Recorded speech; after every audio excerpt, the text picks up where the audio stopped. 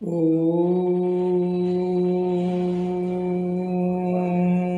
नमः सिद्धेभ्यः। ॐ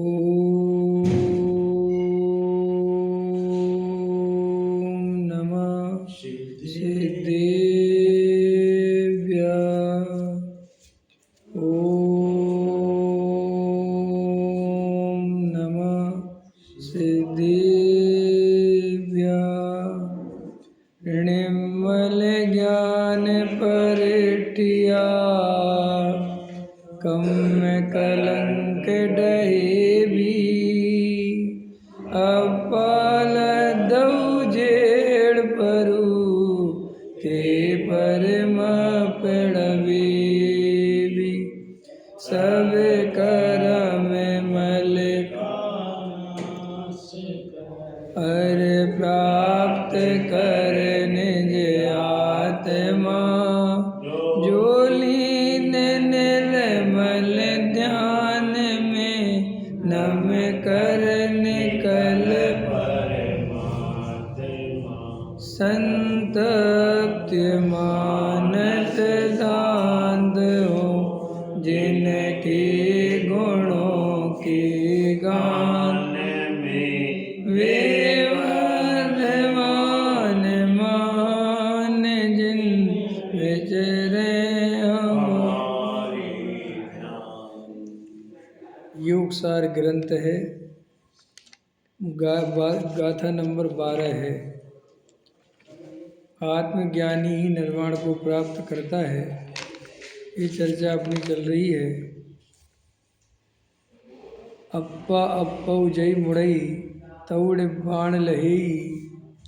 पर अप्पा जय मुड़सी तुहु तहु संसार बमेही। यदि आत्मा को आत्मा समझेगा तो निर्वाण को पाएगा।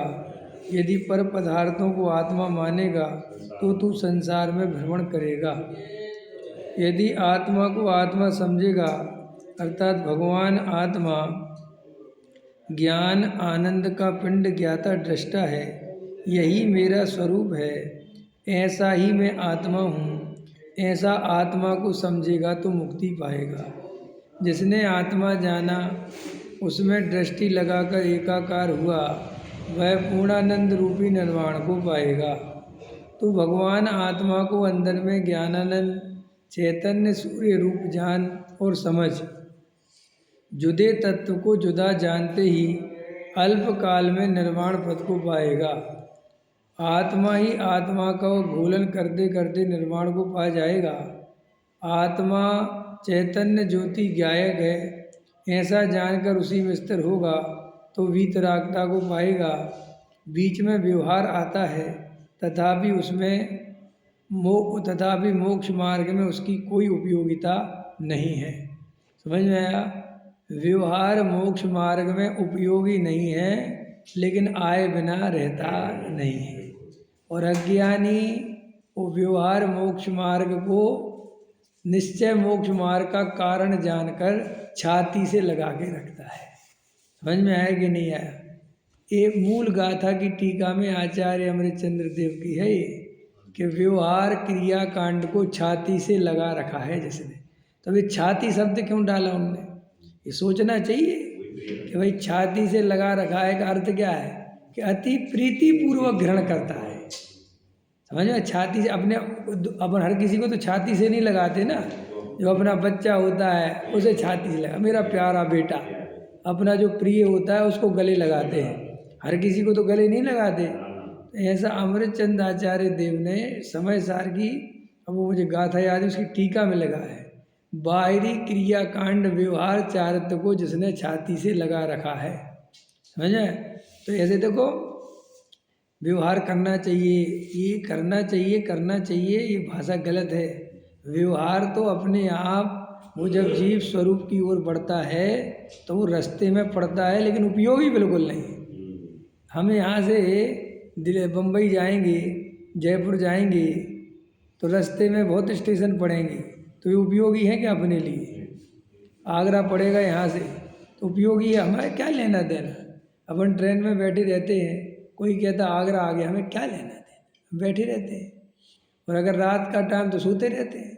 कोई कहे ये आगे आने दो, हमें क्या लेना, झांसी आ गई, ग्वालियर आ गया, समझ में आया, ये आ गया, क्या लेना देना। तो साहब जी आते ही क्यों है जब लेना देना नहीं है। स्वरूप है वस्तु का, कोई लाना थोड़ी चाहता है।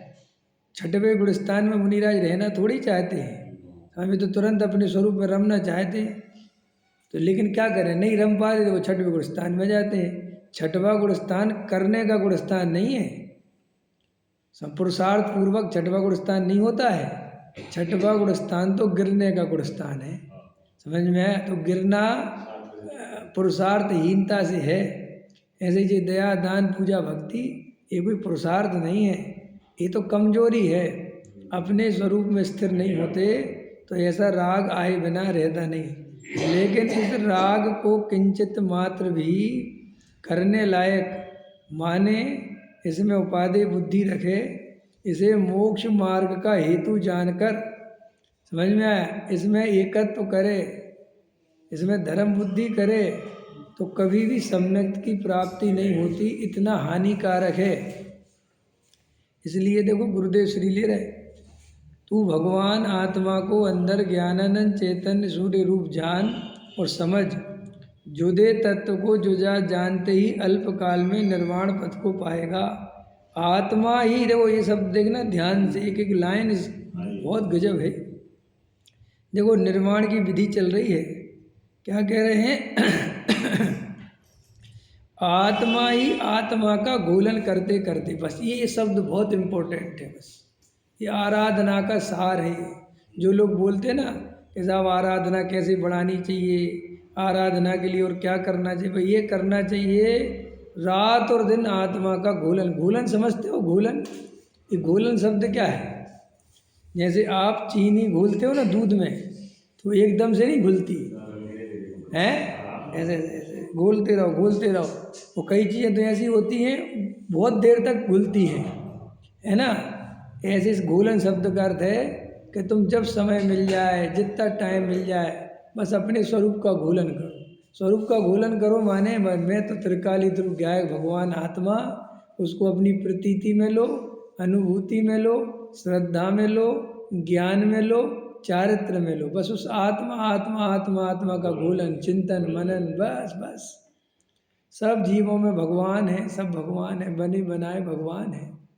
कोई छोटा बड़ा नहीं, कोई अच्छा बुरा नहीं, सब द्रव्य है, सबके अपने परिणमन की योग्यता है।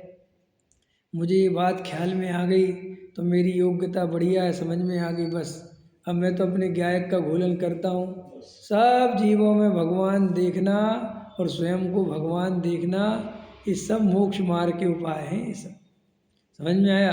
कोई जीव को, कोई पापी जीव है, रागी द्वेषी जीव है, सब भगवान है। गुरुदेव श्री का एक शब्द है, भूला भगवान छे। सारे जगत में तुम्हें कहीं नहीं मिलेगा ये शब्द। अगर आपने कहीं बाजार में खड़े होकर बोल दिया भूला भगवान छे, तो समझ लेना गुरुदेव श्री का है।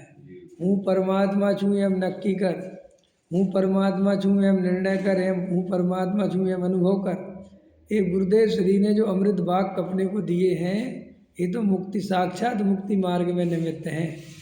इनका अनुभव बस करे, खाली रटे नहीं, दोहराए नहीं, बोले नहीं, इनका भाव भाषण करे। हूँ परमात्मा छूँ एम निर्णय करे। निर्णय कैसे करे मैं परमात्मा हूँ, मैं भगवान हूँ, कुछ नहीं, अंदर एक ज्ञायक भाव जो विराजमान है, बस वो ही भगवान है।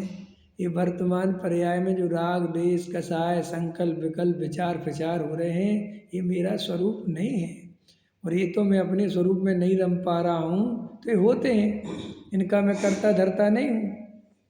जब मैं अपने स्वरूप में रम जाऊँगा तो ये सब संकल्प विकल्प विचार विलीन को प्राप्त हो जाएंगे। समस्त संकल्प विकल्प विलीन हो जाएंगे। इसलिए मुझे किसी से नहीं करना, डरना। मैं तो अपने ज्ञायक भाव का घोलन करता हूँ, वही आराधना है और कुछ नहीं है। बस ज्ञायक भाव की आराधना करते रहो, घोलन करते रहो। भूख लगे तो बस, और भूख देखो भैया, ये बाहरी जो आचरण है, इसके संबंध में एक अपनी डायरी बना लो। कोई दम नहीं है आचरण फाचरण में, समझ में आया। एक बार लिख लो कि भैया 10 बजे 2 रोटी दे दिया करो, समझ में आया। दाल रोटी दे दिया करो, जो सब्जी वो रोटी दे दिया, शुद्ध सात्विक दे दी, समझ में आया। और अपना शाम को दे दिया करो। इससे ज़्यादा भोजन के संबंध में सोचना मूर्खता है। तुम्हें भाई तो नहीं है भोजन, अगर तुम्हें व्रत नियम पाल लें तो बस दाल रोटी खाएंगे, प्रभु के गुण गाएंगे। समझ में आया? अब काजू चाहिए और बादाम चाहिए और ड्राई फ्रूट चाहिए और ये चाहिए और फिर वो चाहिए और फिर आज अष्टमी है और आज ये नहीं चाहिए। ये तो सब महाक्रिया कांडी मिथ्या दृष्टियों के लक्षण है। ये तो सब आराधक जीव के पास इतना भोजन के संबंध में विचार करने की फुर्सत नहीं है। समझ में आया? बस दाल रोटी दे तो काम खत्म हो गया। समझ में आया? हमने तो दाल रोटी मांगी, अब किसी ने साथ में सब्जी दे दी तो ले ली, हमें कोई मतलब। माने उसके प्रति बहुत निरपेक्ष भाव चाहिए। समझ में आए? ऐसे घूमने फिरने के प्रति भी मर्यादाएं चाहिए। ऐसा नहीं कि कोई वो शास्त्र वाली मर्यादा कि देश व्रत के दिग व्रत, वो वाली बात नहीं। सहज सहज। अब जैसे कहीं कार्यक्रम हो रहे तो हमें नहीं जाना, इसलिए नहीं कि कोई द्वेष है, इसलिए कि हमें कोई कसा, इसलिए कि भाई हमने बहुत देख लिए, अब हम क्या देखें बार बार। हमारी उम्र हो रही, हमें आत्मा के भेद ज्ञान में, तत्व निर्णय में लगना है। और हमारी उम्र ऐसी हो रही कि हम जाएंगे, ठंड है या गर्मी है, अब गाड़ियों में ट्रेनों में कैसे जाना पड़ता है, टिकटें नहीं मिलती, लोग दुनिया भर की भीड़ है। समझ में आया? फिर हमारी वो व्यवस्था खाने की, वहाँ पे लाइनों में लगो, फिर अवक्ष है, फिर हमें वहाँ रहने नहीं मिलता, ठंड, कितने विकल्प है। और फिर देखना क्या है, नाचे जो इंद्र देव रे। और क्या करोगे अब, नाचे जो इंद्र देव रे, कितना देव को नचाओगे? कितने तो देख लिए, 50 में चले गए। समझ में आया कि नहीं आया है? आनंद से भेद ज्ञान करो, लेकिन अंदर में वो उसमें धर्म मानता है। ये देखना, ये अपन इसमें धर्म मानते हैं। ये कल्याणकों में जाने में, ये वहाँ तीर्थों पे जाने में, ये करने में, कहीं भी कार्यक्रम में भागना है, ये अंदर में ऐसा भाव नहीं आता हमें कहीं नहीं जाना भैया। समझ में? हमें तो बस अपने स्वरूप में रहना। देखो पूज्य गुरुदेव श्री क्या ले रहे, आत्मा ही आत्मा का घोलन करते करते बस ये निर्माण, वो ये समय चाहिए आपको। आत्मा की आराधना करना कैसे, कि बस आत्मा का घोलन करने का टाइम आपके पास होना चाहिए। बस आप अगर अपनी फैक्ट्री पे भी बैठे हो और वहाँ बैठ के आत्मा का घोलन कर रहे हो तो भी आपको निर्जरा हो रही है, तो भी हम मुक्ति मार्ग में आगे बढ़ रहे हैं। और एक व्यक्ति है, त्यागी वृत्ति है और समाज का चिंतन करने में लगा है आत्मा के घोलन की जगह। समझ में आया? और पर पदार्थों के चिंतन मनन में, उनकी व्यवस्था, तो वो संसार का बंद कर रहा है।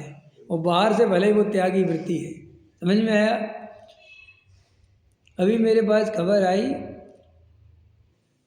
अपन कुछ ज़्यादा नहीं बोल सकते, कोई महाराज है, 20 पंच कल्याणकों की डेट, कितने 20 पंच कल्याणक कराने उनको 6-7 महीने के अंदर।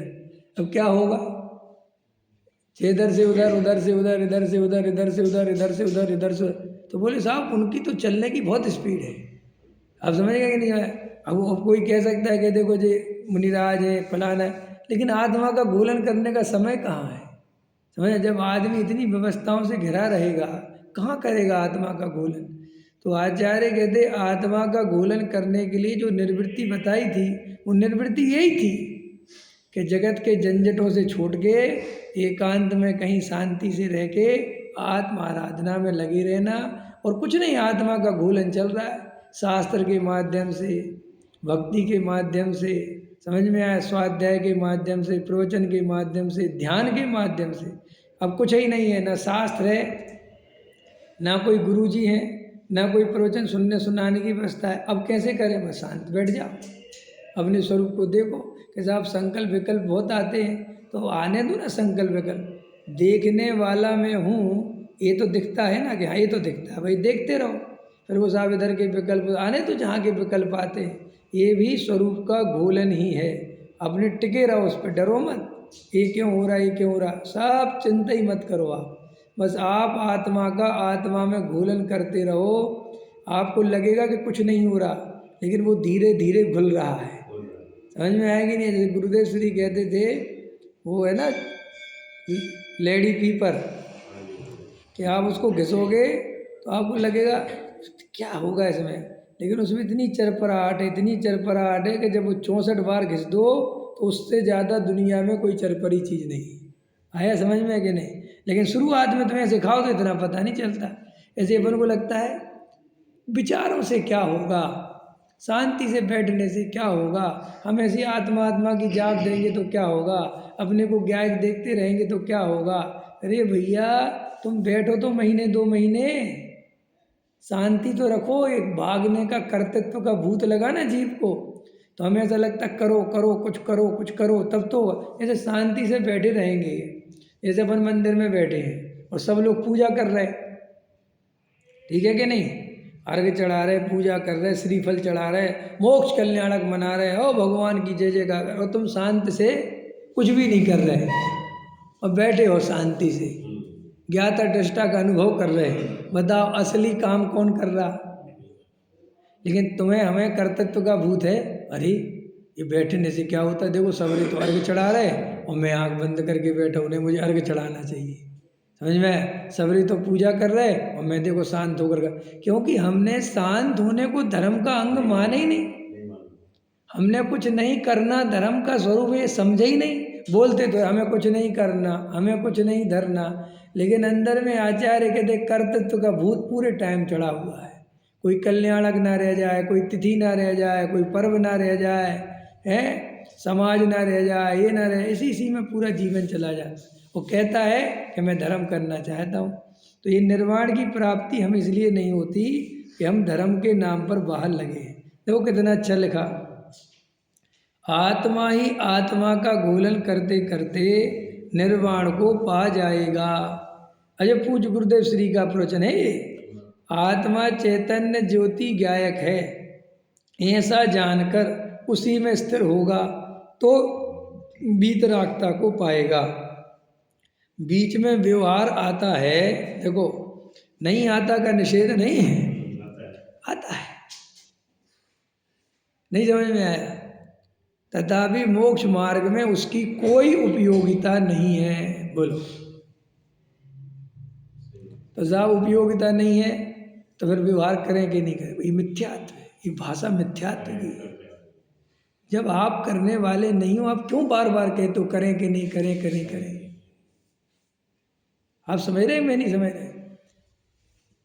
अभी आते आती कभी कभी सुनने में कि साहब क्रियाकांड कह के उसका मजाक बनाते हैं कुछ विद्वान, क्रियाकांड कह के क्रिया का मजाक बनाते हैं। गुरुदेव श्री ने कभी क्रियाकांड कह के मजाक नहीं बनाया।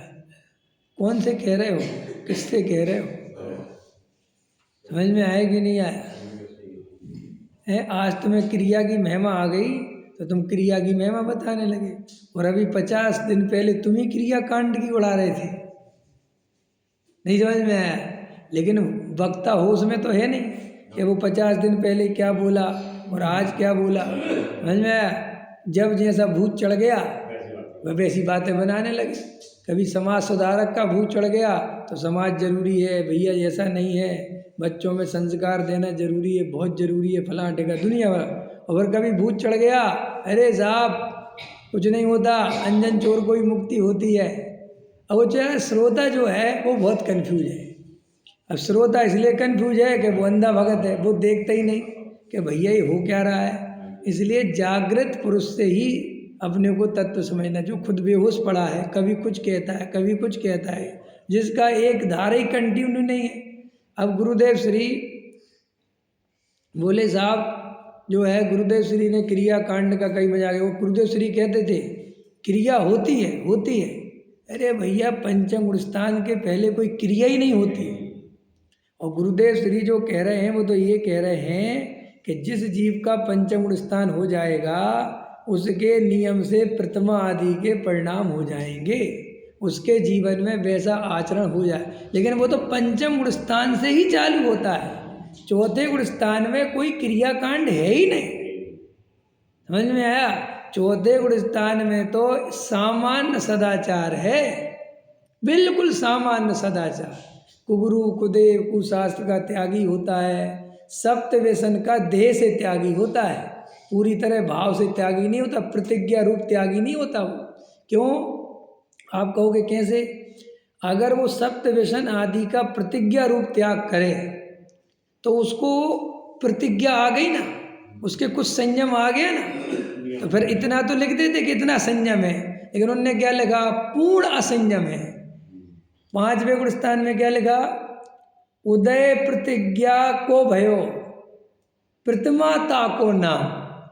जब प्रतिज्ञा लेने का भाव आए उसका नाम प्रतिमा है। इसका अर्थ है कि उसके पहले कोई प्रतिज्ञा नहीं लेता। इसलिए युगल बाबूजी कहते थे कि शुद्ध भोजन करते हो, हाँ, तो प्रतिज्ञा पूर्वक करते हो कि बिना प्रतिज्ञा के करते हो, ये बताओ। और अगर उसने कहा कि बिना प्रतिज्ञा के करते हैं तो कहते ये बोलने का अधिकार ही नहीं है कि शुद्ध भोजन कर, क्या क्या काय का मतलब है, क्यों गाना बजा रहा है। और अगर कहता है कि प्रतिज्ञा लेके करते हो तो गुण स्थान कौन सा है भाई, ये भूमिका बतानी पड़ेगी। तो सामने वाला घबरा जाता था। लेकिन ये आगम की शैली है, यही है, हम अभ्यास करते हैं। वैसे तो हमारा कोई नियम नहीं, अभ्यास दूसरे अभ्यास मानता है। जो अपन बोलते ना, हम वैसे तो पंडित साहब हमारे कोई नियम नहीं, हम तो अभ्यास रूप में करते, दूसरे अभ्यास मानता है। मेरे सामने तू बोल रहा कि मैं अभ्यास करता हूँ, तू हृदय पे हाथ रख के बता, उसे अभ्यास मानता है? नहीं समझ में आ रहा मैं क्या कह रहा हूँ? होता है। पकड़ो, टोन पकड़ो, मैं क्या कह रहा हूँ। वो कहता अभ्यास करता हूँ, तू अभ्यास मानता है कि अपना नियम मानता है? तू दूसरों के सामने मैं अभ्यास करता हूँ ये प्रेजेंटेशन नहीं देता, मेरा नियम है। उससे तू अपने को बड़ा मानता है कि नहीं मानता है? आप समझ गए कि नहीं? जैसे अपन ने, किसी ने निर्वृत्ति ले ली, समझ में आया, तो अपन ने कहा कौन से गुण स्थान में तुम्हारी क्या की निर्वृत्ति ले ली? नहीं साहब, हमने वैसी निर्वृत्ति नहीं ली। अच्छा, तो कैसी ली? अभ्यास रूप में, बस ऐसे ही। ठीक, बिल्कुल ठीक। तू अंदर से इससे अपने को बड़ा मानता है कि नहीं मानता है? कुछ अपने को ज़्यादा धर्मात्मा मानता है कि नहीं मानता? देखो, डॉक्टर साहब एक बात कहते थे, बहुत मार्गे की बात कहते थे, कि कई लोग कमाना छोड़ देते हैं, समझे, पैसा कमाना छोड़ दिया, तो उनकी जब देखो जहाँ भी होगा, हमने तो साहब 10 साल पहले धंधा बंद कर दिया, हमने तो 10 साल पहले व्यापार बंद कर दिया, हमने तो पूरी तरफ से निर्वृत्ति ले ली। तो डॉक्टर साहब उनसे कहते थे, तुम्हारा बाप इतना छोड़ गया, या तुमने 10 साल पहले नंबर 2 के काम इतने करू के निपटा दिए, वो करोड़ों अंदर कर लिए, समझा, और अब निर्वृत्ति की बात करते हो, तो निर्वृत्ति की बुराई नहीं है, लेकिन तू इससे अपने को जो बड़ा मानता है। और एक बार बता, वो जो नंबर 2 के पैसे कमाए थे, उसी की तो रोटी खाता है आज भी। नहीं समझ में आया? अब मान के चलो मेरे पिताजी करोड़पति थे, करोड़ों रुपए छोड़ गए, अब मुझे कमाने की जरूरत ही नहीं पड़ी, मैं बढ़िया एसी में जाता हूँ और समाज से 1 रुपया नहीं लेता, और मैं इस बात की बड़ी वो बात करता हूँ, मैं समाज से 1 रुपया नहीं लेता। तो भाई साहब, लेते कि नहीं लेते, जाते तो टिकट से ही हो, और कमाते कि नहीं कमाते, रोटी तो खाते हो। अब जिसके पास नहीं बाप छोड़ गया, जिसके पास ज़्यादा संपत्ति नहीं, तो व्यापार करेगा कि नहीं करेगा, काम करेगा कि नहीं करेगा? तो तू इसको छोड़ने से अपने को बड़ा किस आधार से मानता है? आप समझ रहे मैं क्या कह रहा हूँ? तुम अपने को इस बात से बड़ा क्यों मानते हो कि साहब मैंने निर्वृत्ति ले ली, तो ठीक है, निर्वृत्ति ले ली तो कैसी ली? गुण स्थान वाली ली, या नहीं साहब मैंने तो ऐसे ही अभ्यास रूप में ली, बिल्कुल ठीक है, मना नहीं है, लेकिन तुमने इससे अपने को बड़ा माना कि नहीं, ये बताओ। अब क्या नहीं खाते, अब मीठा नहीं खाते ना, मीठा, तो भैया कौन से हिसाब से नहीं खाते कि नहीं साहब मैं तो ऐसे ऐसे, तो उससे कुछ अपने को धर्मात्मा मानते हो क्या? प्रश्न ये है। तुमने कुर्ते पजामे पहन लिए, एक मिला मेरे को, वो कुर्ते पजामा पहनता था, जबकि शादीशुदा था, तो मैंने उससे कहा कि तुम जो पूरे टाइम कुर्ता पजामा पहनते हो क्या? क्योंकि 2-4 दिन रहा मैं, तो देखा वाइट कुर्ता पजामा, तो बोले हाँ पंडित साहब मैं तो नियम है कुर्ता पजामा पहनता हूँ। मैंने कहा ये नियम कहाँ से निकाला? समझ में आया कि नहीं? अजय कुर्ता पजामा अकेला पहनते हो, अब इससे लोग तुम्हें धर्मात्मा समझेंगे, ब्रह्मचारी समझेंगे, समझ, फिर तुम दो कहते फिरते हो कि नहीं मैं तो शादीशुदा हूँ। तो भाई बाहरी चिन्ह भी तो होने चाहिए, नहीं समझ, कोई हो शादीशुदा और ब्रह्मचारी के कपड़े पहने तो लोग ब्रह्मचारी समझे, और हो ब्रह्मचारी और सच सवर के रहे तो लोग शादीशुदा समझेंगे। तो एक प्रक्रिया है ना। तो बोले नहीं साहब कोई नहीं, वो तो ऐसे ही पहनता हूँ। अंदर में देखो, इससे तुम कुछ अपने को धर्मात्मा मानते हो क्या? कोई आदमी शुद्ध भोजन करता है, समझ में आया, और वो शुद्ध भोजन ऐसे ही करता है अभ्यास रूप में, प्रतिज्ञा कुछ नहीं है, कहता साहब ऐसे ही करता हूँ, तो ठीक है करो, मना नहीं करना ही चाहिए, लेकिन उससे अपने को बड़ा मानते हो क्या? कि साहब अगर बड़ा मानते तो क्या होगा? सम्यक दर्शन नहीं होगा, इतना खतरनाक है। हाँ वो तो मानता है। हाँ सब बिल्कुल सुपीरियर तो मानता ही है ना, कुछ स्पेशल हूँ मैं, कुछ थोड़ा बहुत तो तुमसे आगे हूँ मैं, ये तो अंदर में चलता ही है। क्योंकि ये बिल्कुल तर्क युक्ति की बात नहीं है, ये आगम प्रमाणित है। सम्यक दृष्टि के कोई नियम नहीं होता, और अगर कोई नियम होता तो वो शास्त्रों में क्यों नहीं लिखा? ये तो सहज सदाचार है। सत्य व्यसन सज्जन पुरुष कभी स्वीकार नहीं करते, उसका धर्म से कोई संबंध नहीं है। कोई जीव, कोई सज्जन आदमी किसी जीव को मार सकता है, वेश्या के पास जा सकता है, पर स्त्री के पास क्यों जाएगा? क्योंकि ये अनंत आकुलता के काम, बदनामी के काम, बेइज्जती के कारण पूरी इज्जत चली जाए, पर बच्चों पे आफत आ जाए, आ जाएगी कि नहीं? अगर मैं वेश्या के पास जाऊँ तो मेरे बच्चे से कौन शादी करेगा? मेरी पत्नी कैसे रहेगी मेरे पास? मेरा तो सब बिखर जाएगा। ये सप्त व्यसन का धर्म से कोई संबंध नहीं है, इनका संबंध तुम्हारे लौकिक जीवन से है। अगर ऐसा है तो वे चक्रवर्ती आदि 96,000 शादियाँ करते हैं, तो भाई भोग तो भोग है ना, कसाय तो कसाय है ना। समझ में आया कि नहीं आया? महलों में रहते, बड़े बड़े महलों में रहते कि नहीं रहते? तो ना महलों में रहने से कोई सम्मिश्रण का संबंध है, ना बहुत शादी करने सम्मिश्रण का संबंध है। समझ में आया? वो अपन को लगता है सम्यक दृष्टि, अरे तो सदाचार है। जैन कुल में जन्मा तो रात्रि भोजन उसके घर परिवार में नहीं होता, तो सहज ही उसको ऐसी आदत है कि उसे रात्रि भोजन आदि के विकल्प नहीं आते। जमी कंद आदि उसके घर में नहीं बनता। कभी सब बच्चे माँ बाप बढ़िया हैं, भाई बहन अच्छे परिवार में जन्मा, उत्तम कुल उत्तम जाति में जन्मा, तो सहज उसके वैसे आचरण होते। उसका कोई सम्यक दर्शन के लिए वो आचरण पालता है, वो नहीं है। अगर वो सम्यक दर्शन के लिए वो आचरण जरूरी हो तो वज्रसेन जी 4 गति में फिर सम्यक दर्शन नहीं हो सकता, पर त्रियंच को सम्यक दर्शन नहीं हो सकता। तो साहब वो तो उसका सदाचार में जीवन होता है। अब जैसे मान के चलो कोई प्रवचन में नया जीवाने लगा, समझ में आया कि नहीं आया? अब जब उसने वस्तु स्वरूप समझा तो ऑटोमेटिक ही उसको अपने जीवन में रात्रि भोजन का भाव, जमी कंद का भाव, ऐसे अनेक जो अनैतिक भाव भी नहीं आते अपने आप करे। तो कहता स्वाध्याय सुनने का ऐसा फल है, ऐसा स्वरूप है। समझ में आया? क्यों? अंतरंग में जब वस्तु स्वरूप समझते हैं, तत्व निर्णय करते हैं, तो अपने आप में जीवन में नैतिकता आती है। तो भी वहाँ प्रतिज्ञा नहीं लेता। क्या नहीं लेता? क्यों नहीं लेता? सोचा कभी आप लोगों ने? भाई चौथे गुण स्थान में गुरुदेव श्री की क्या कमी थी? लेकिन गुरुदेव श्री कह प्रतिज्ञा कुछ नहीं, इसलिए हम तो असंयमी हैं। कि साहब आप इतने नियम पालते थे, कैसा ये सब छोड़ो, इससे कोई मतलब नहीं है, क्योंकि ये तो हमारा जीवन ही वैसा है। आप समझे? जब आप पढ़ोगे श्राप का 4, तो एक जो है वो है रात्रि भोजन त्याग प्रतिमा। तो वहाँ पे लिखा कि जब ये रात्रि भोजन त्याग प्रतिमा का क्या मतलब है? यहाँ क्या रात्रि भोजन करता है? तो वहाँ लिखा है कि भैया जो जैन कुल में जन्मे हुए हैं उनके सहज रात्रि भोजन का त्याग होता है, लेकिन जो जैन कुल में नहीं जन्मा, समझ में आया, जिसे कोई अता पता नहीं है, तो वो तो बहुत बाद में समझ पाएगा ये छोड़ना छाड़ना। समझ में आया कि नहीं आया? ये बहुत आगे की प्रक्रिया में। जैसे बाबूजी ले रहे थे कि भाई चौथे गुण स्थान हो गया त्रियंच गति के जीव को, अब उसका मालिक आलू खिलाएगा तो खाएगा कि नहीं खाएगा? रात्रि भोजन घास डालेगा तो खाएगा कि नहीं खाएगा? आपसे पूछते हैं, बताओ, आपसे पूछाओ, आप बताओ खाएगा कि नहीं खाएगा नरेश जी? हैं? देखो VK जैन साहब कह रहे नहीं खाएगा। कैसे कह रहे हैं आप? किस आधार से कह रहे हैं? क्या ज्ञान हो गया? ले रहे थे, पर सुनना चाहिए।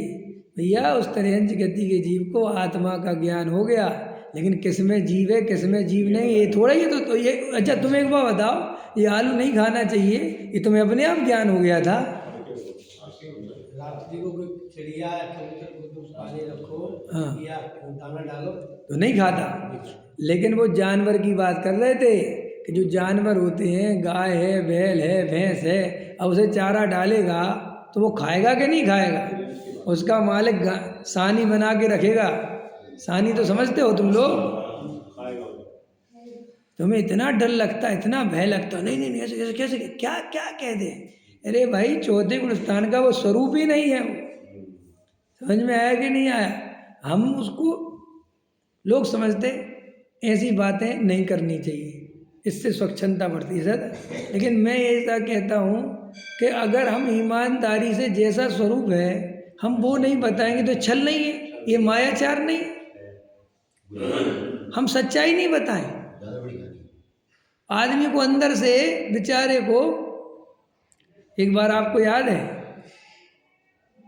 हस्तिनापुर में गोष्ठी थी, याद है?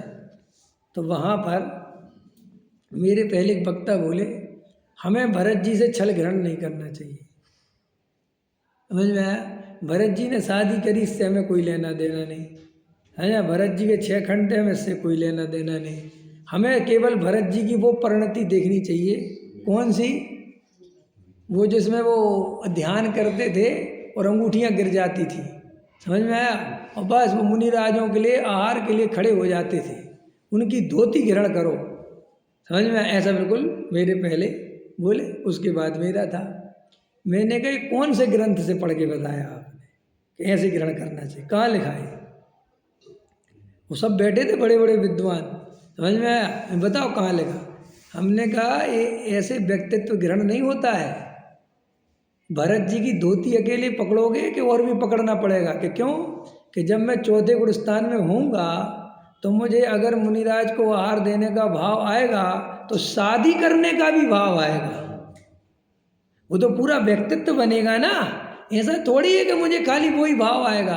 और जब शादी करने का भाव आएगा, घर गृहस्थी और पैसा कमाने का भाव आएगा, तब तो तुम मुझे पापी अनुभव करा दोगे, क्योंकि तुमने भरत जी का वो वाला पार्ट तो मुझसे छुपा लिया। एक बच्चा है 2 साल का, तो भैया वो सूसू भी करेगा। समझ में आया कि नहीं आया? पोटी भी करेगा, खेलेगा भी, मस्ती में। नहीं साहब ये मत दिखाओ ना, दूसरा बच्चा छल ग्रहण कर लेगा। अरे क्या छल ग्रहण कर लेगा भैया? बच्चे का स्वरूप ऐसा है, इसमें कहाँ छुपा लूँ मैं? अब समझ रहे कि नहीं समझ रहे? ऐसे ही जब चौथे गुणस्थान का जो स्वरूप है उसको छुपाने की जरूरत क्या है? हम स्वस्थ मन से क्यों नहीं जीना चाहते?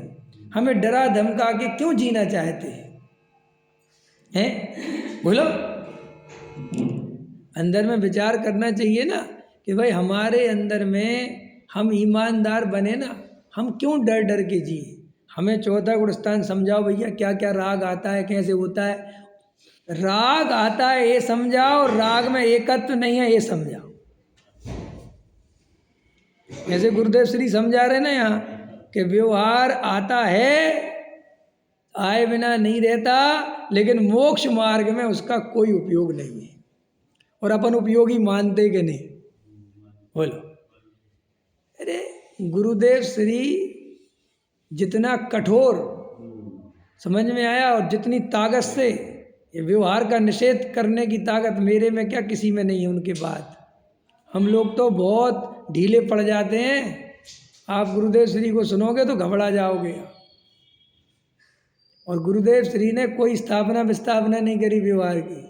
वो तो ज्ञानी के जीवन में सहज आता है। उनने कभी अच्छा माना ही नहीं। एक प्रवचन उठा के लेके आओ जिसमें उनने व्यवहार की प्रशंसा करी हो, एक लेके आओ।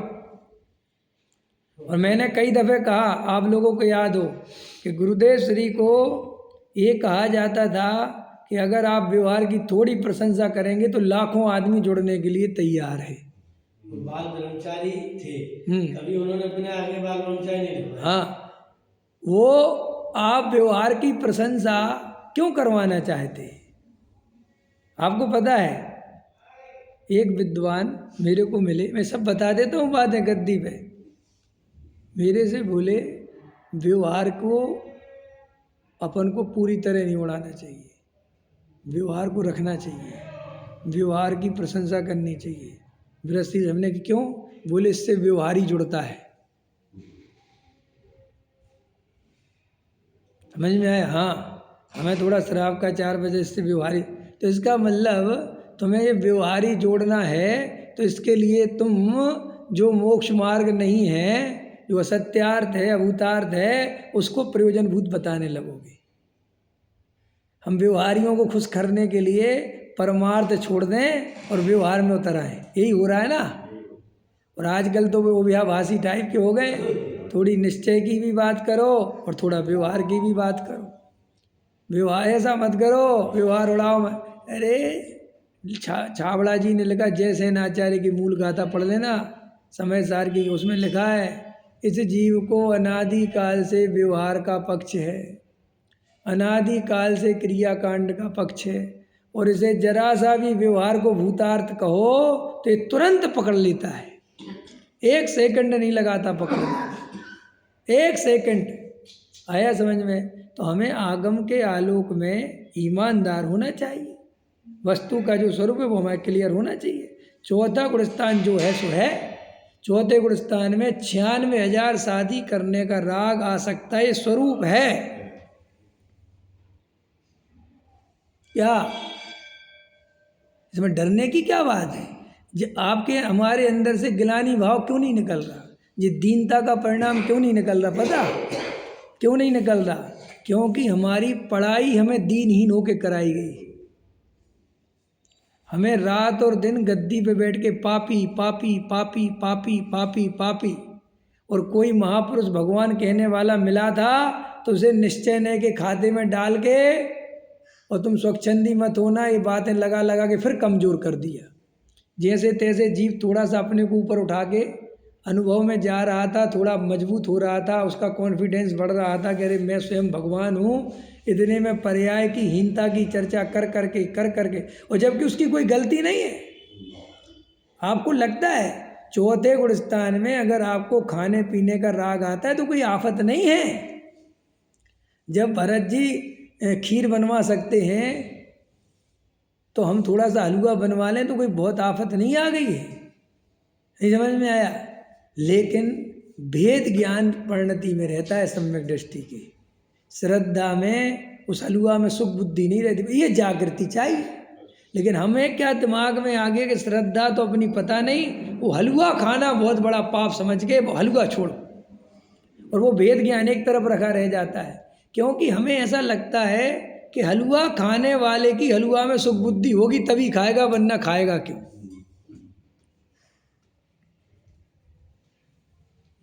आपको ऐसे मिल जाती ना बातें करते हुए, अशुद्ध भोजन करने वाले को, है ना, क्या मिथ्या दृष्टि जानो, सम्यक दृष्टि अशुद्ध भोजन कर ही नहीं सकता। बिल्कुल, ये बोल दिया आपने, पक्का? अब ऐसा करो, अशुद्ध भोजन के बारे में समझाओ, अशुद्ध भोजन क्या है बताओ भाई। शुद्ध भोजन और अशुद्ध भोजन, तुम कहते सम्यक दृष्टि अशुद्ध भोजन नहीं कर सकता, तो अशुद्ध का अर्थ बताओ।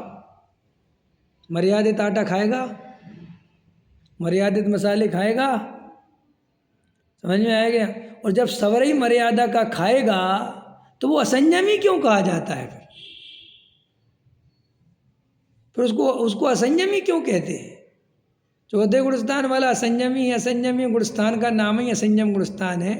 फिर वो भरत जी ऐसी खीर क्यों बनवाते हैं? फिर तो कई लोग ऐसे मिल जाते हैं, आपको पता नहीं, शुद्ध बनवाते हैं। अच्छा, ऐसी शुद्ध खीर भी अशुद्ध है जिसमें इतना आरंभ करना पड़े। कितना आरंभ है वो खीर बनने में, बता ना, अरे बताओ। 1000 गायों को क्या दूध निकालो, तो वे 1000 गायों को जब दूध निकाला होगा तो उन गायों ने क्या खाया होगा? पहले तो उनको भी तो कुछ खिलाया होगा कि नहीं? कि भैया ड्राई फ्रूट्स खिलाते हो, क्या खिलाते? अरे बोलो तो, ड्राई फ्रूट्स। तो वे जब 1000 गायों ने ड्राई फ्रूट्स खाए होंगे अरविंद जी, तो कितने ड्राई फ्रूट्स खाए होंगे? 2 किलो, 4 किलो, 6 किलो, 50 किलो हैं, कुंटलों में खा गए होंगे। अच्छा, वे कुंटलों में जो ड्राई फ्रूट्स खाए थे, वे पेड़ पौधों में उगे थे कि आसमान से टपके थे? पेड़ पौधों में उगे थे कि नहीं? तो वो जब खेती से लाए होंगे तो उसमें हिंसा हुई होगी कि नहीं? जीव मरे होंगे कि नहीं? अरे हाँ या ना तो करो। हाँ साहब, मरे होंगे। फिर 1000 गायों को खिलाया, ठीक है कि नहीं? फिर उसका दूध निकाला, फिर उसका दूध निकाल के 100 गायों को पिलाया। इस प्रक्रिया में तुम्हें नहीं लगता कि कितना आरंभ हुआ होगा?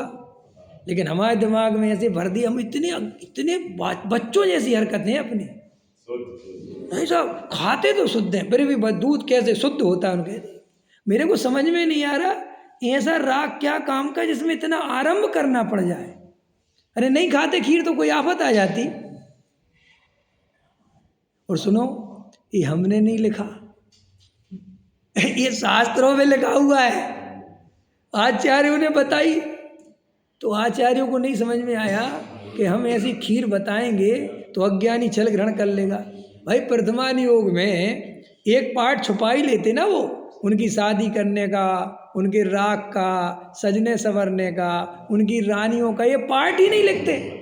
सीधा प्रथमान योग में लिखते राजा ऋषभदेव अयोध्या नगरी में राज्य करते थे, बड़ा उनका राज्य था, समझ में आया? उनकी पत्नियां थीं और वो भोगों से उदास रहते थे, और उनने कुछ काल में दीक्षा लेके चले गए। काहे को वो सारा लिख दिया, दुनिया भर का खाना पीना और घूमना और फिरना और कपड़े और एक तरफ तो उनकी महिमा भी बतानी है वैभव से, और एक तरफ वो वैभव की चर्चा करो तो रेंदु लोग छल ग्रहण कर लेंगे। ये कौन सी दुनिया में जीते हैं अपन लोग? देखो, जावेद अख्तर को जानते हो आप लोग? वो एक बहुत अच्छी बात कह रहा था। वो कहने लगा कि मुसलमानों को, मुसलमान है ना, तो बताता है कि इन लोगों को बताया है कि शराब पीना, क्या शराब पीना दुनिया का वो मुस्लिम क्या बोलते हैं उसको, सबसे बड़ा पाप है। अगर किसी ने शराब पी ली, समय मर जाना, शराब नहीं पीना, ऐसा लिखा है। और लिखा उसमें, वो बताता कि जब तुम 3 दिन भूखे रह जाओ तो तुम सूअर का मांस खा सकते हो। जब तुम्हें किसी का मांस नहीं मिले और 3 दिन तुम्हें भूखे मरने लगो तो तुम सूअर का मांस खा सकते हो। समझ में आया? तो उनने क्या किया कि सूअर का मांस तो कभी नहीं खाया, जबकि उसमें 3 दिन बाद दे भी रखा, लेकिन शराब फिर भी पीता है। क्या करता है? जब शराब को इतना बड़ा पाप बताया, शराब फिर भी पी लेता है ना, लेकिन बाकी का ये नहीं खाएंगे, ये नहीं खाएंगे। उदाहरण के लिए ऐसे ही जीव क्या करता है, अपन क्या करते हैं, अपने मतलब की बात निकाल लेते हैं। नहीं ना, जिसके बिना हमारी नहीं चलती वो निकाल लो, और वहाँ की सब बैराग, ये कैसे चलेगा भाई? पूरी ईमानदारी से जो व्यक्तित्व है वस्तु का, वो बताना पड़ेगा कि नहीं बताना पड़ेगा? हमारा क्या बस है जी, व्यापार छोड़ दो, काम धंधा छोड़ दो। अरे भैया, वो उनकी व्यवस्था देखेंगे, नहीं समझ में? उनका घर गृहस्थी उनकी है, हम किसी का क्या छुड़वाएंगे, किसी का क्या करवाएंगे? हम छोटे छोटे 20-22 साल के बच्चों को स्त्री के भय दिखाकर, शादी के भय दिखाकर, दुनिया के डर दिखाकर उसको हम ब्रह्मचर्य बनाते हैं। ये कोई ब्रह्मचर्य का स्वरूप है? ये किसी शास्त्र में लिखा है कि ब्रह्मचारी किसी को डर दिखा के बनाना चाहिए? आप समझ रहे हैं? लेकिन वो अपने प्रयोजन की बात, साहब भरत जी तो साहब वो शुद्ध खीर बनवाते थे। भाई शुद्ध और अशुद्ध की बात नहीं है, बात ये है कि तू अंदर से क्या मानता है। आया समझ में?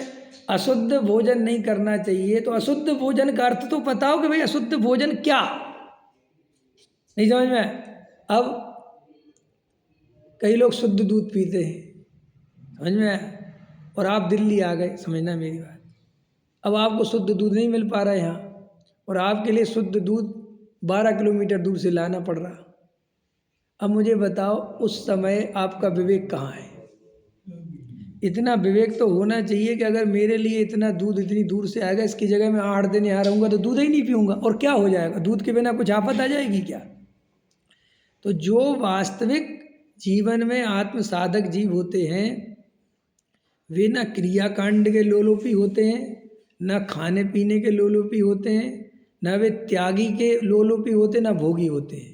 वे वास्तव में बिल्कुल जागृत पुरुष होते हैं और उनकी जागृति ज्ञायक भाव के आधार से होती है और वे अपने स्वयं विवेक से होश पूर्वक जीते हैं और द्रव्य क्षेत्र काल भाव में जैसा उनका जीवन यापन हो सकता है बस उतना शांति से यापन करते हुए केवल आत्म स्वभाव का घोलन करते हैं।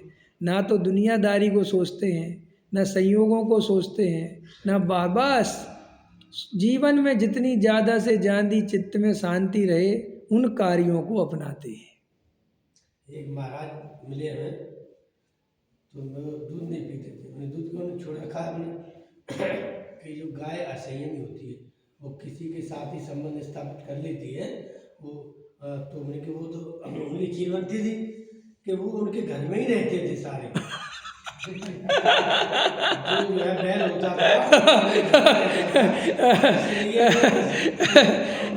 मेरा कहने मतलब ये है कि हम कैसे कैसे बहाने खोजते हैं, मैं समझ कैसी कैसी बातें निकालते, जो आपने बोली ना ऐसी ऐसी बातें निकालते। एक मेरे को मिले, बोले हमें जो है ना दुकान खोलना चाहिए तो कपड़ा जो है वो जाति पूछ कर बेचना चाहिए, जाति पूछ कर बेचना चाहिए।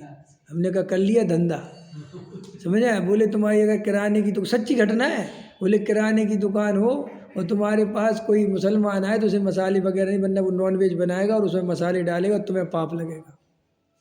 हमने कहा जो जैनियों को जीना ही मुश्किल कर देंगे, समझ में। हम कुछ भी कल्पनाएं करते रहते, असंभव कल्पनाएं, और ऐसे ऐसे लोग हैं तो ऐसी कल्पनाएं करा करा के और ऐसे ऐसे भगत है उस पर चलने वाले भी हैं। बताओ ऐसा जीवन हो सकता है, ये मुमकिन है? हम कुछ भी बता देते हैं। कई लोग अपने 1 साल का बच्चा होगा ना, उसको रात में पानी नहीं पिलाएंगे,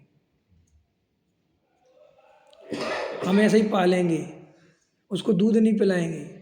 ये भैया कहाँ से लेके आते हो ये सब चीज़। और फिर पता कोई मिलेगा ना, उनके घर में जाओगे, हमने अपने बच्चे को 1 साल का था तब भी शाम को 6 बजे के बाद पानी नहीं पिलाया। बहुत बड़ा धर्म कर दिया तुमने तो भाई। जिस बच्चे को चता ही पता नहीं है, समझ में आया, उसको पता ही नहीं कि वो इतना धर्म कर रहा है। नहीं, और अपन इस बात से बड़े प्रसन्न नहीं होते, बड़े खुश नहीं होते, वाह वाह कितनी श्रद्धा है। तो किस बात की श्रद्धा है तुम्हारी, किस बात की श्रद्धा है, कौन सी श्रद्धा है, कहाँ से निकाली ये श्रद्धा, कौन से शास्त्र में से निकाली, कहाँ लिखा है ये सब है। चरणान योग आगम से चलेगा कि तुम्हारी भावनाओं से चलेगा, कहाँ से चलेगा बताओ। चरणान योग है ना, चरणान योग तुम्हारी भावनाओं से चलेगा कि आगम में जो लिखा है उससे चलेगा, हैं। भावनाओं से चलाना चाहते हो तो भाई ऐसे ही चलाओगे। वो बच्चे को, एक बार की घटना है, बच्चा ऐसा तड़प रहा, सच्ची बताता हूँ मैं, इसलिए बस लोगों को लगता है, ट्रेन की बात घटना है, बच्चा तड़प रहा बिल्कुल, समझ में आया। और मैं कह रहा कि इसको कुछ पिला दो, दूध पिला दो, पानी पिला दो, तो वो बोले हम नहीं पिलाते।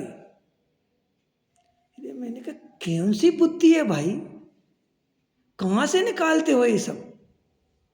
समय हो वो बिलख रहा बेचारा, 9 बज गए, 10 बज गए। अरे मैंने कहा भैया ये प्यासा ब्याह, नहीं हम पिलाएंगे नहीं।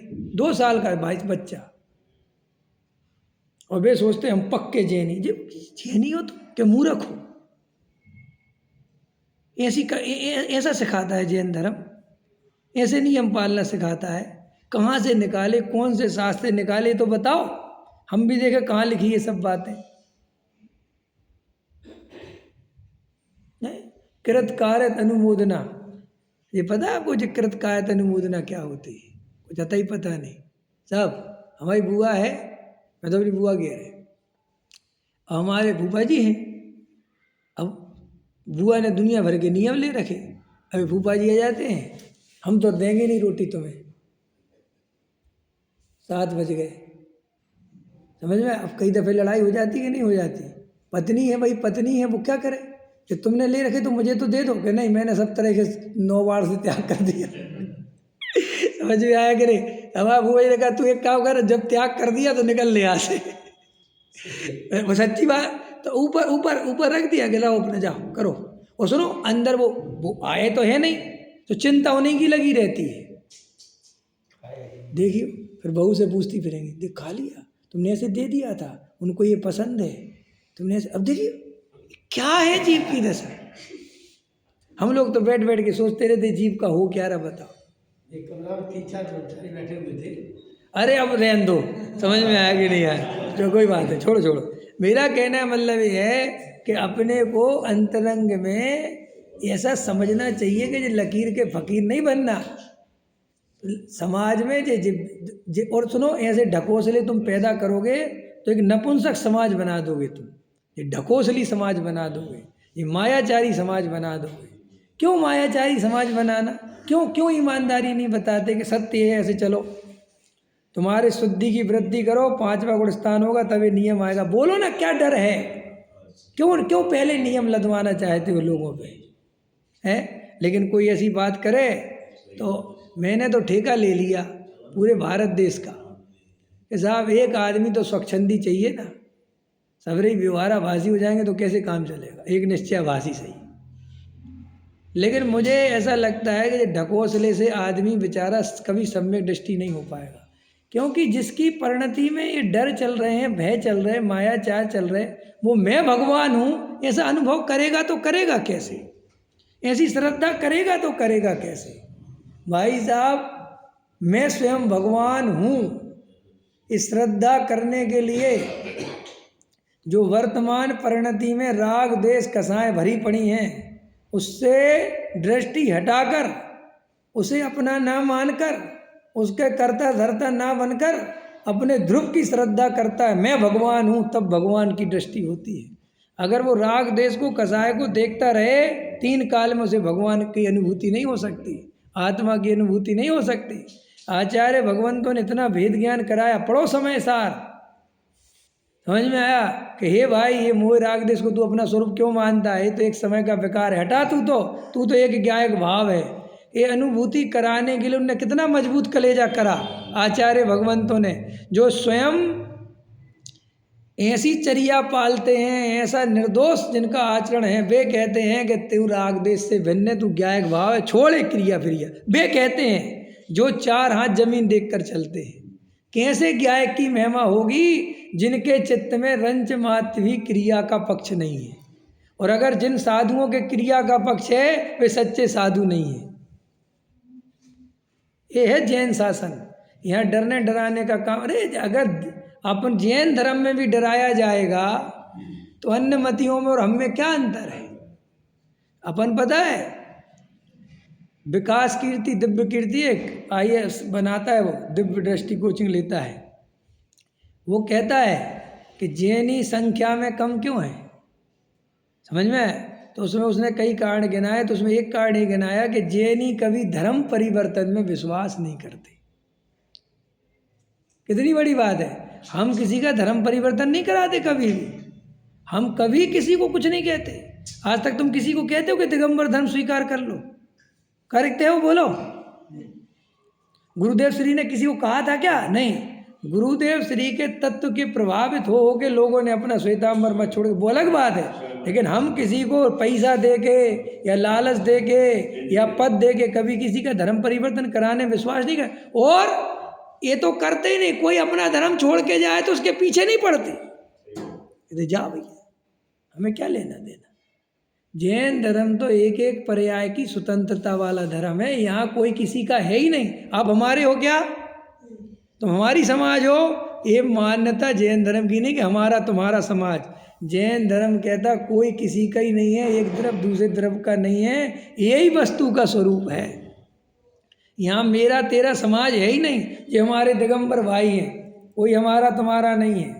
जिसकी ज्ञायक पे दृष्टि है वो भगवान बनेगा, और मेरी है मैं बनूंगा। न तुमसे हमें कोई लेना देना, ना आप हमसे कुछ लेना देना। ये व्यवहार ये मोक्ष मार्ग में काम आने वाले नहीं है। ये शादी विवाह के काम भले ही आ सकते हैं तुम्हारे, समझ में आया? संसार में रहने के लिए व्यवहार चाहिए, आत्मा में रहने के लिए परमार्थ चाहिए। समझ में आया? अब नक्की करो, तुम्हें परमार्थ में रहना है कि संसार में रहना है। निर्वाण को पाएगा जो आत्मा को आत्मा देखेगा। ये लिखा कि नहीं लिखा? तो भैया जो व्यवहार को उपयोगी बताते हैं गुरुदेव श्री के नाम से, उनको ये पढ़ा देना, योग सार ग्रंथ पृष्ठ क्रमांक 19। समझ में आया? गाथा नंबर 12 कि व्यवहार आता है लेकिन उपयोगी मोक्ष मार्ग में नहीं है। और जो व्यवहार को उपयोगी मानेगा, हितरूप मानेगा, करना चाहिए, जरूरी है, उसे कभी परमार्थ प्रकट नहीं हो सकता, वो व्यवहाराभासी ही रहेगा। तो साहब अब व्यवहार आएगा तो कब आएगा? 5वें गुण स्थान में आएगा। 4थे गुण स्थान का नाम सदाचार। क्या होता है? सदाचार। वो जो व्यवहार वाला है ना, मोक्ष मार्ग व्यवहार, वो 5वें गुण स्थान से चालू होता है। समझ में आया? उसके पहले नहीं होता। तो साहब उसके पहले क्या करें? क्या करें उसके पहले? 4थे गुण स्थान का जो आचरण है वो पालो। कौन सा? श्रद्धा का। अपने को किसी भी कीमत पर पर्याय दृष्टि से मत देखना, अपने को किसी भी कीमत पर परद्रव्य से एकत्व ममत्व कर्तृत्व भोक्तृत्व नहीं करना। ये 4थे गुण स्थान की साधना है। कल रात की क्लास में बताई थी, 4थे गुण स्थान की साधना श्रद्धान और ज्ञान में चलती है। समझ में आया? 5म गुण स्थान से वो साधना चारित्र में प्रकट होती है। इसलिए वर्तमान में श्रद्धा की साधना भी कर लो तो अभी बहुत बहुत प्रशंसा के पात्र हो। समझ में आया? कल रात की क्लास में लिया था, ज़्यादा दिमाग मत लगाओ भैया, शरीर में शक्ति सामर्थ्य नहीं है, सहनन फैनन है नहीं, खाने पीने विषैले हो गए हैं। समझ में आया? और बहुत बुरी स्थिति है, और लोग तीव्र कसाई हो गए हैं। धर्म के ठेकेदार केवल पद प्रतिष्ठा में लगे हुए हैं, कसाई के लिए मंदिर बन रहे हैं, कसाई के वशीभूत होकर आश्रम बन रहे हैं, विद्वान भी कसाय वाले, त्यागी वृत्ति भी कसाय वाले, महाराज भी पंथ संप्रदाय वाले, सारी दुनिया में ये जहर फैला हुआ है। इसलिए बिल्कुल कहीं मत जाओ, कहीं मत भागो, किसी के चक्करों में मत फंसो, ना किसी के गुरु पकड़ो, ना किसी के चरण पकड़ो, ना कुछ पकड़ो। चुपचाप शांति से, जो महाभाग्य से ये जो अपने को वस्तु स्वरूप मिल गया है, जो एक शुद्धात्मा की चर्चा मिल गई है, जो समय सार मिल गया है, और मोक्ष मार्ग प्रकाशक अपनी भूल निकालने के लिए मिल गया है, अब शांति से बैठ के जितना समय मिले भेद ज्ञान करें, तत्व निर्णय करें, आत्मा का अनुभव करें, और बाहर के जीवन में उन कार्यों से बचें जिनसे आकुलता, अशांति, चित्त में चंचलता आती हो। खान पीन के संबंध में समझ लें, जो स्वास्थ्यवर्धक हो। समझ में आया? अपना घर का बना हुआ शुद्ध सात्विक हो, बस इतना ही तुम्हारे लिए पर्याप्त है। इसके अलावा घूमना फिरना छोड़ दो तो आचरण अपने आप सुधर जाएगा। आचरण बिगड़ता घर में नहीं है, घूमने फिरने जाओ, अब मनाली जाओगे तो आचरण बिगड़ेगा। एक हमारे मित्र, उनको दुबई देखना और छना हुआ पानी पीते। एक हमारे मित्र हैं, दुबई देखना है और छना हुआ पानी पीते हैं। समझ में आया कि नहीं? नियम पूरे हैं लेकिन दुबई देखना है, तो दुबई में जाओगे तो फिर ये सब गड़बड़ हो डाला होगा। आया समझ में कि नहीं? ये राग छोड़ो गेहूं को देखने की, पकड़ में आया? अपने घर में रहोगे तो आचरण अपने आप सही चलेगा। पकड़ में आओ, जो ज़्यादा घुमाओ। अब समझ गए? शुद्ध भोजन करने की व्यवस्था बच्चन जी कहाँ आती? घर में के बाहर? अगर हम शुद्ध भोजन, शुद्ध सात्विक भोजन करते हैं तो घर में ज़्यादा अनुकूलता रहती कि बाहर? घर में। और बाहर जाओ तो 50 विकल्प हैं। पंच कल्याणकों में जाओ, शुद्ध शुद्ध करते होता है वो शुद्ध है। जहाँ 100 आदमी का 200 आदमी का भोजन बने वो शुद्ध रह सकता है, वे बनाने वाले बेचारे शुद्ध बना सकते, छने हुए पानी। बस अब तुम्हारी वो ढोने की आदत है, नाम हो जाए मन शुद्धि, वचन शुद्धि, काय शुद्धि, आहार जल खत्म, फिर सब शुद्ध है। और इतना ठीक है। किसी ने कह दिया तुम आप तुम जानो, कि जैन के यहाँ से बन के आए, ले आओ, ले आओ। वह शुद्ध हो गया। समझ में? वहाँ तो साहब चौथा काल चल रहा, चौथा काल। वहाँ तो भाई साहब चौथा काल चल रहा, भाई साहब बहुत शुद्धता का ध्यान रखा जा रहा। अरे कहाँ चक्रों में फंस रहा। आत्मा का अनुभव कर भाई, भेद ज्ञान कर, तत्व निर्णय कर, ये भाव चला जाएगा। न ये शुद्ध काम आएगा न शुद्ध काम आएगा, एक ज्ञायक ही काम आएगा। समझ में आया? तो हम सब आत्मा का अनुभव करें, भेद ज्ञान करें, तत्व निर्णय करें, और जैसे हैं आगम प्रमाण बिल्कुल वैसा स्वीकार करें। चरणानियोग आगम से मिलान होता है, करणानियोग आगम से मिलान होता है। प्रथमानियोग में जो कहानी किससे लिखे वो वैसे ही लिखे, उसमें तुम कुछ नहीं कर सकते। केवल द्रव्यानियोग है जो अनुभव से चलता है। कैसे चलता है? इसलिए टोडामल जी साहब ने लिखा है, प्रयोजन भूत तत्व की श्रद्धा करना, अनुभव करना, क्योंकि ये अनुभव में आ सकते हैं। और बाकी के जो आचरण भाषण की चर्चाएं हैं वे सब जो चरणानियोग आदि ग्रंथों में जिस गुण स्थान से जो लिखी है वहाँ वैसा जानना चाहिए। सहजानंद